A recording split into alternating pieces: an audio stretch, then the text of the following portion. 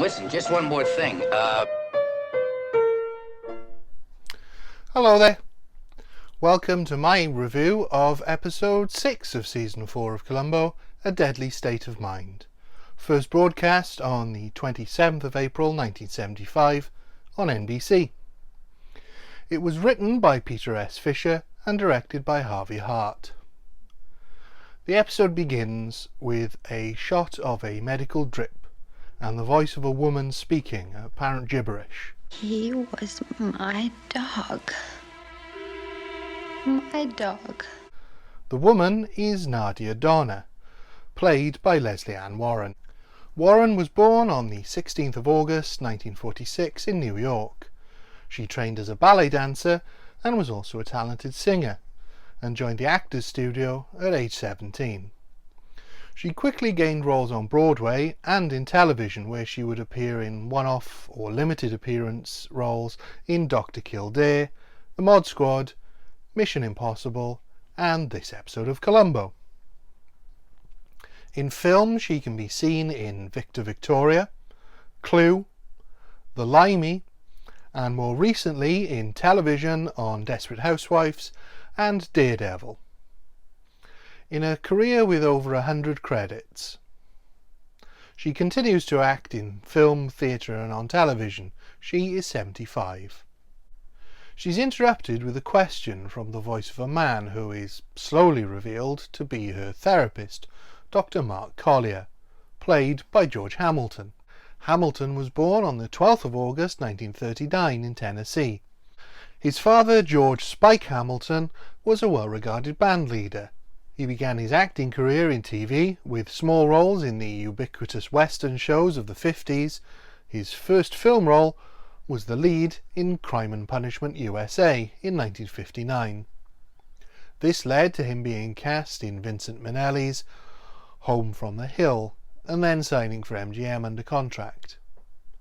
One of his most famous roles from this time was in the beach party comedy Where the Boys Are. Although wanting to take on more serious roles, he avoided taking too many comedy roles at this time and moved into melodrama. He worked relentlessly at this point in his career, in film and in television, and was well received for his performances, before returning to comedy in the Sandra Dee film Doctor, You've Got to Be Kidding. He would continue to act in film and TV, as well as produce the 1971 biopic Evel Knievel. After his appearance in Columbo, he would go on to star in the vampire spoof Love at First Bite, which was a surprising hit and led to the follow-up spoof Zorro the Gay Blade, which was less successful. He would move more towards television for the rest of the decade, appearing in the 6th season of Dynasty, amongst other shows. He would return to film for a role in The Godfather Part 3 before once again appearing in Columbo in the 90s series. He would then appear in more and more comedy roles from then on, often spoofing his own persona or playing an exaggerated version of himself. He is 82.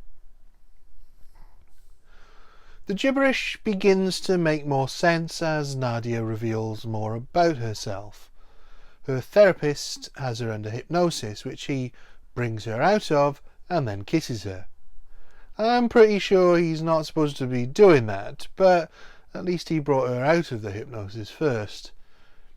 He leaves and is questioned about some missing drugs by a colleague, Dr. Borden. He denies using them in his hypnosis sessions, so we already know he's unethical on 2 counts and happy to lie about it. Collier then meets Nadia at her beach house, but her husband Carl Donner is waiting for him and confronts him, informing Collier she's had many affairs before him. Carl Donner is played by Stephen Elliott, probably best known for playing Chief Hubbard in Beverly Hills Cop. The two men have a brief but frosty confrontation, and as Collier tells Nadia to collect her things, Mr. Donner threatens to expose Collier and ruin his career. They fight, and Donner hits Nadia around as she tries to intervene.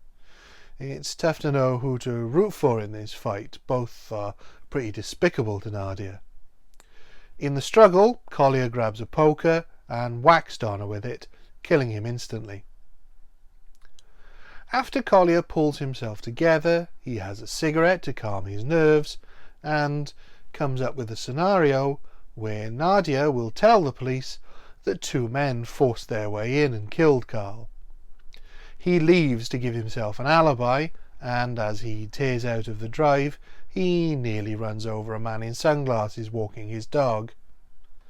This is another ad hoc murder episode, but the juxtaposition of the cool, devious Collier and the frail, on-the-edge Nadia should make for an interesting counter with our hero.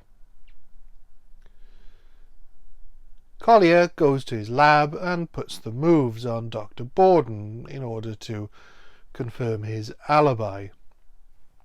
At the Donner house, Columbo is already there, questioning Nadia, and her medical doctor checks her over. I hope all these doctors isn't making things too confusing.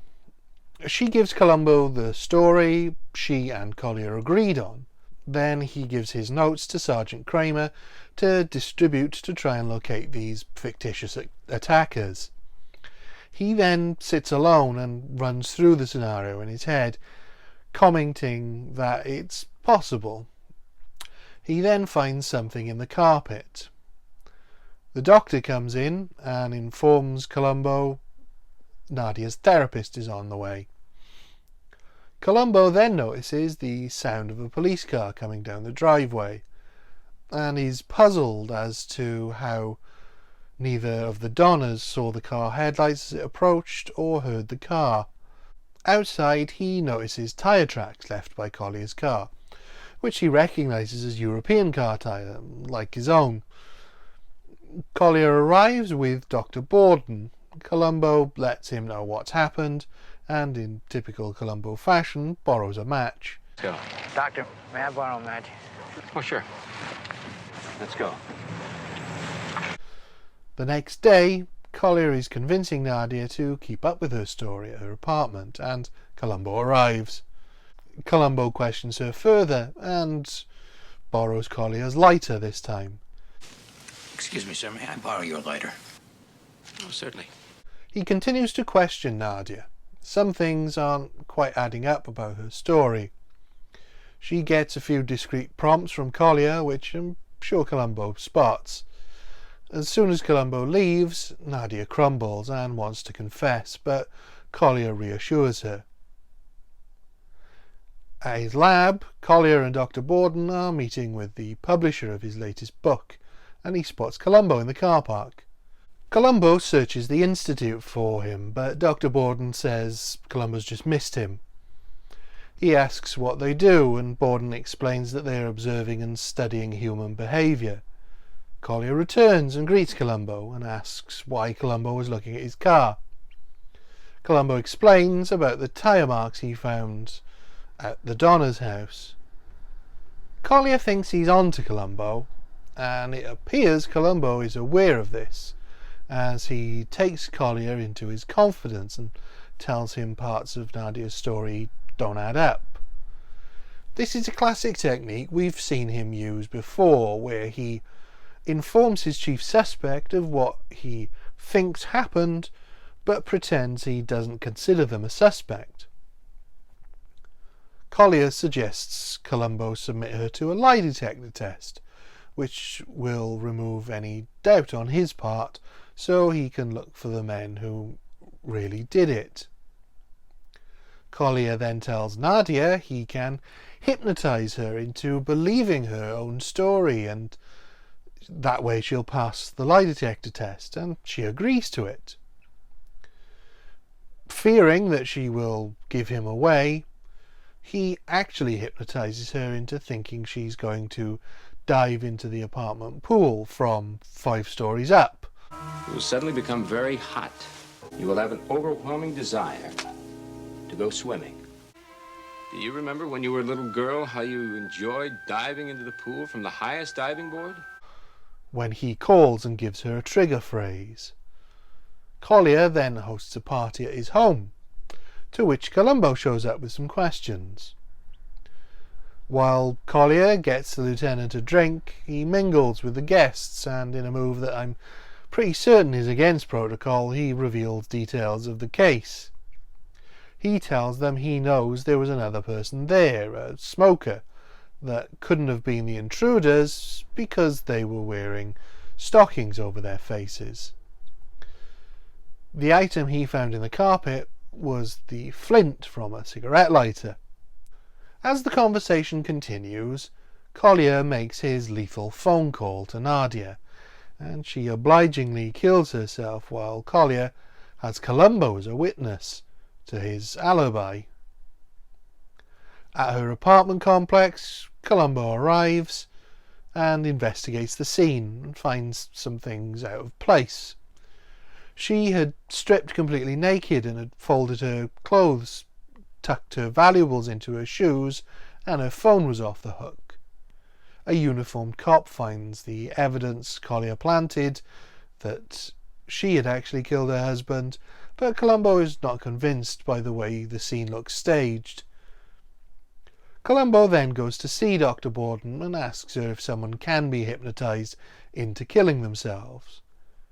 She says no, so he asks if they might kill themselves by accident if they thought they weren't doing something harmful. He very much alludes to Collier being responsible, and Dr. Borden tries to brush it off, but Columbo gets quite angry with her. Now, I'm asking you about a murder. There's certainly a pattern of Columbo getting angry with doctors in the series. It would suggest he has a particular issue with murderers being people who are supposed to save lives and help people, and those who might protect them.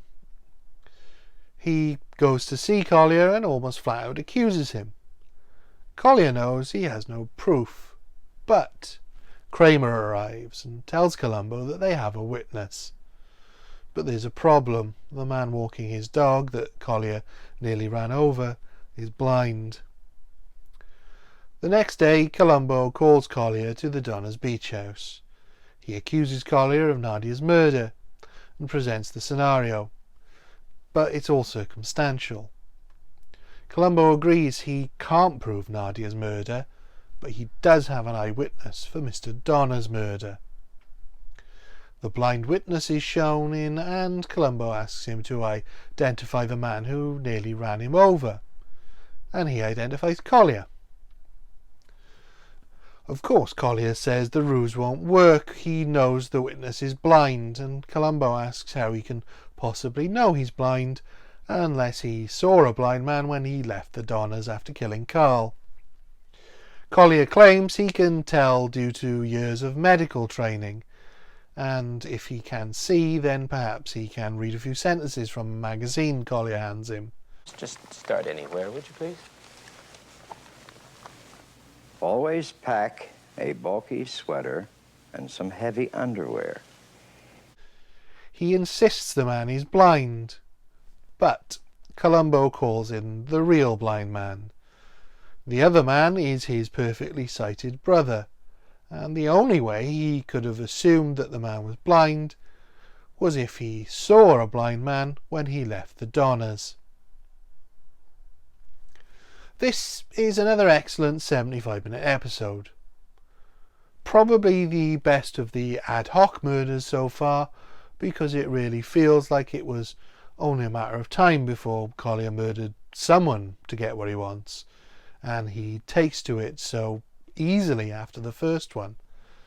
Hamilton is very sinister as the evil doctor, and Warren manages to elicit plenty of sympathy as the downtrodden Mrs. Donner, despite her unfaithfulness, because her husband is a pretty nasty piece of work. In fact, the way the story makes sure that you feel some sympathy for Collier, who genuinely seems in love with Nadia to begin with, only to whip it away when she's showing signs of giving them both up, is quite brilliant. It takes you on a very satisfying emotional roller coaster.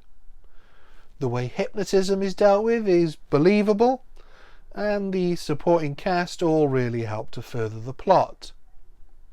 The subplot about Collier's book was a little unnecessary, but they don't make too much of it in the story, so I guess that's fine. The gotcha is pretty good too, with Columbo actually investigating the second murder and only lacking essential proof. We've seen a few episodes where the second murder is forgotten about in order to prove the first murder, but that's not the case here. It really wraps everything up fairly nicely. How he catches Collier at the very end is pretty solid too. Not sure if it's certain to garner a conviction, but having Collier unquestionably incriminate himself in this way is very clever. This wasn't one of the more memorable episodes for me going in, but I was very impressed and quite glad that I'd largely forgotten it, because it's really quite top quality. For me, I think it has to be another 5 out of 5. Thank you. Goodbye.